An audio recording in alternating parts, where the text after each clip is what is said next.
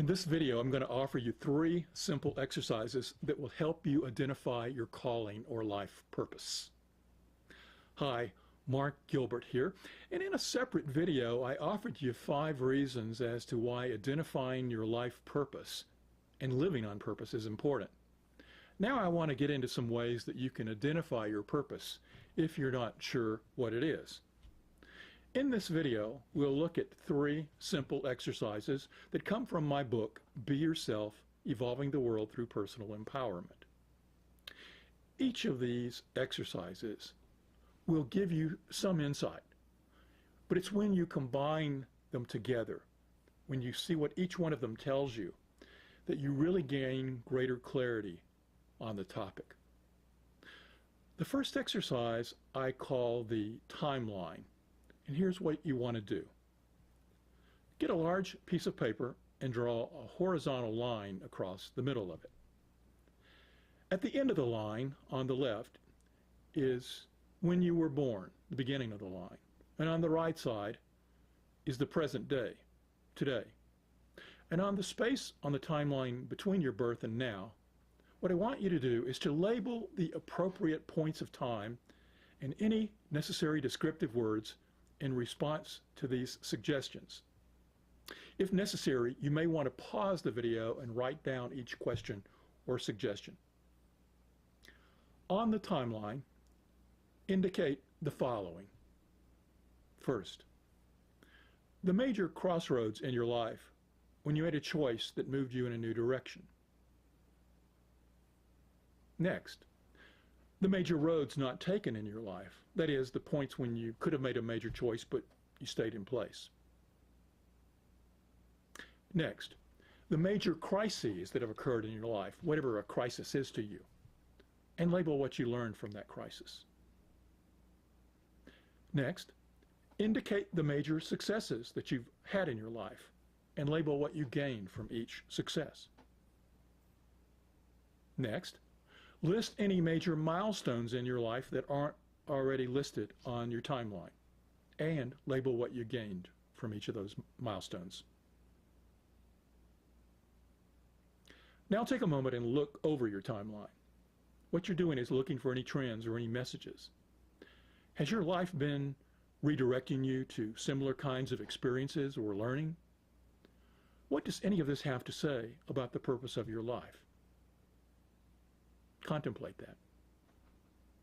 The next exercise, or exercise 2, calls for you to listen to your intuition. It's my belief that each of us has an inner wisdom that we can tap whenever we want guidance. The steps to do so are simple. First, consider an appropriate question for contemplation, such as, what is my purpose for this lifetime? The wording of the question is not important. It's just that the question needs to resonate with you and what it is you're trying to understand. Once you have your question, the second thing you need to do is to sit quietly holding that question in mind. Be open to any guidance that comes forth or pops into your awareness. And as thoughts flow through your mind, simply notice them. Don't dwell on any of the thoughts. Simply note the content and return to being open with the question. Finally, third, as you come out of the silence, take a piece of paper or journal and write about the thoughts that came flowing through you. If in writing more thoughts come to you while you're writing, then write those thoughts down too. Simply allow your words to flow on the paper. Don't judge where the thoughts or words came from. Simply allow them to be what they are. When you're done writing, look for any trends or messages that you see in it. Now here's a tip on this exercise. Tapping this inner guidance takes practice and should be repeated a number of times until you feel comfortable with it. However, know that you can always access this inner awareness on this question or any question. Finally, here's the third exercise. It calls for you to look for patterns in your daily life and to keep a record of them. Now, I recommend doing this third exercise for a 1-week period, maybe 7 consecutive days. And you can start on any particular day. But here's the steps of the exercise. Each day, record, can be on paper or electronically if you want to use your devices. but record everything you do or experience that brings you joy or fulfillment. Whenever you notice yourself feeling joy or happiness, write down what you were doing. It could be brushing your dog, having a cup of coffee, making a salad, debugging a program, counseling someone, helping your neighbor fix his car, watching a film, walking in nature, whatever it is. Key is it doesn't have to be something obviously productive, just something you enjoy. Now, if you recall having already recorded an item early in the week, that's something that gave you joy, you don't have to keep writing it down. But if you're doubtful about it, write it down. After the 7 days are up, at the end of the week, review your daily list to notice any common themes. What are the things that gave you joy? The themes are unlimited. You can make up themes.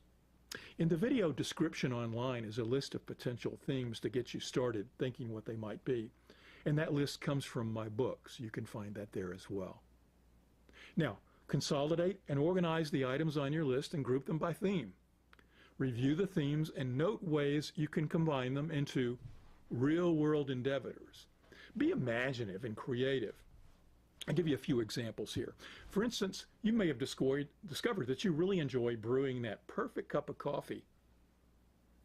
But you also like grooming your dog and playing with your German Shepherd. You know, the two activities don't seem to be related, but think about it. Maybe they could be. You could consider something like a dog grooming shop that's also a coffee shop or something else. The point is to play with these things. Mix and match them and look for ways you can express them in your life presently. You know, you got to try them out. That's key. Here's another example. Perhaps you like to clear out clutter and unnecessary stuff, but you've already uncluttered your house. However, you got a pack rat friend who asks you for help. He's got a messy garage. Now, you probably won't choose to turn every endeavor into business, but you could trade services with someone or just try out something to see if you want to take it further. Go help them declutter their garage or find something similar that is available to you. Another example, you like to sing and play the guitar and you've been expressing this gift you have only at home. Check with opportunities to do open mics, local bars and restaurants. That is, I'm calling you to challenge yourself. Whatever your themes were, whatever you're identifying as that way that you can mix and match these things to bring it out into life and to create the experiences that you will have the opportunity to live your calling, do it. Okay, and there you got it. 3 simple exercises you can use. The next thing you want to do is to bring them all together and see what themes came from all 3. And if you want one more exercise to throw into the mix, I highly recommend you watch the video on 20 questions. See the link. So good luck. I hope this is helpful. And as always, thanks for watching. Until next time.